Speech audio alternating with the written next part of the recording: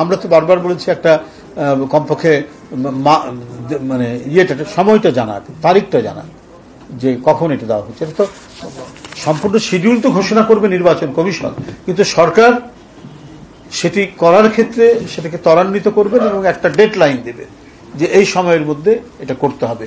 এবং আমরা কখন চাই, কেন চাই, এটা বারবার আমরা ব্যাখ্যা করে আমরা বারবার বলেছি গণতন্ত্র যে চর্চা, সেই চর্চা যদি নানা কারণে ব্যাহত হয় তাহলে নানাভাবেই অগণতান্ত্রিক শক্তির মাথা চাড়া দেওয়ার সম্ভাবনা রয়েছে। এখনই আপনারা দেখেছেন যে এত শিশু, এত তরুণ, এত কিশোর, এত শ্রমিক হত্যা করার পর ওদের মানে রক্ত শুকায়নি, তারপরেও আমরা দেখতে পাচ্ছি ফ্যাসিবাদ নানা দিক থেকে মাথা তুলে দাঁড়ানোর চেষ্টা করছে।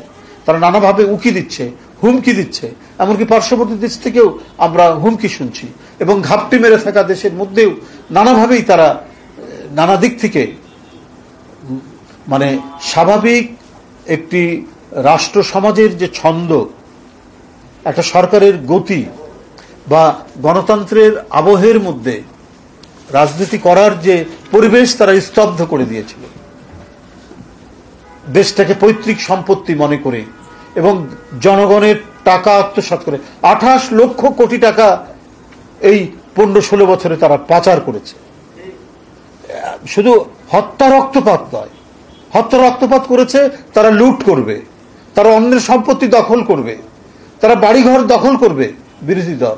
আর এই জন্য কেউ যেন কোনো টু শব্দ না করে, এই কারণেই তারা আন্দোলন, এই কারণেই তারা কণ্ঠের আওয়াজ পেলে সেটাকে রক্তাক্ত পন্থায় স্তব্ধ করেছে। এটাই তো ফ্যাসিবাদ। কারণ তারা সুখে শান্তিতে প্রজন্মের পর প্রজন্ম, শতাব্দীর পর শতাব্দী থাকবে, এই ছিল তাদের মনোবাঞ্ছা। না হলে একটা দেশ থেকে 28 লক্ষ কোটি টাকা পাচার করতে পারে একটি রাজনৈতিক দল?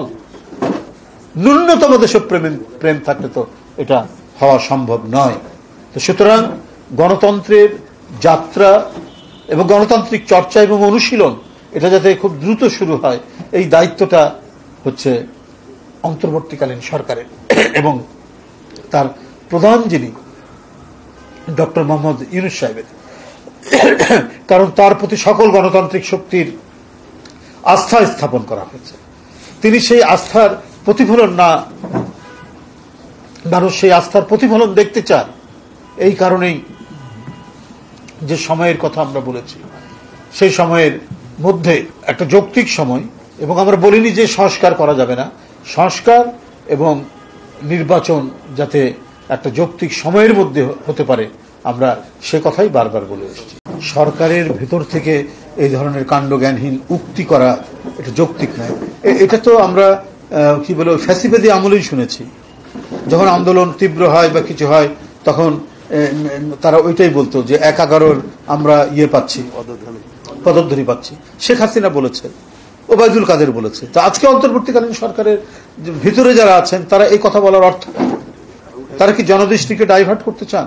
তাদের মূল দায়িত্ব হচ্ছে জনগণের যে গণতন্ত্রের প্রতি আস্থা এবং এই দেশে যে সত্যিকারের একটা চিরায়ত গণতন্ত্র, প্রকৃত গণতন্ত্র, বহুদলীয় গণতন্ত্র এবং এই বহুদলীয় গণতন্ত্রের যে মূল চেতনাগুলি মানে এটা প্রতিষ্ঠা করার যে মানে ক্ষেত্র, সেটা তো অন্তর্বর্তীকালীন সরকার সেটা সেই ক্ষেত্রটা তৈরি করে একটা অবাধ সুষ্ঠু নির্বাচন অনুষ্ঠিত করবে।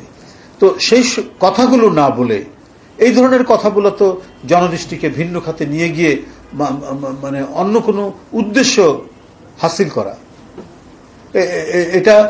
এটা দায়িত্বশীল কোনো বক্তব্য হতে পারে না কোনো উপদেষ্টা, এটা কখনোই হতে পারে না। এটা কোনো হীন উদ্দেশ্য নিয়ে এই সমস্ত কথাগুলো বলা হচ্ছে। তো সুতরাং আমি বলবো যে অন্তর্বর্তীকালীন সরকারের ভেতর থেকে কেউ এই ধরনের মানে মন্তব্য, কথা মানে যেটা মানুষের চিন্তা চেতনার বিরুদ্ধে যায়, যেটা মানুষের গণতান্ত্রিক আকাঙ্ক্ষার বিরুদ্ধে যায় এবং একটা উস্কানিমূলক কোনো কিছু থাকে যার ভিতরে, এই ধরনের কথা বললে এটা বড় ধরনের খেসারত দিতে হয় জাতিকে।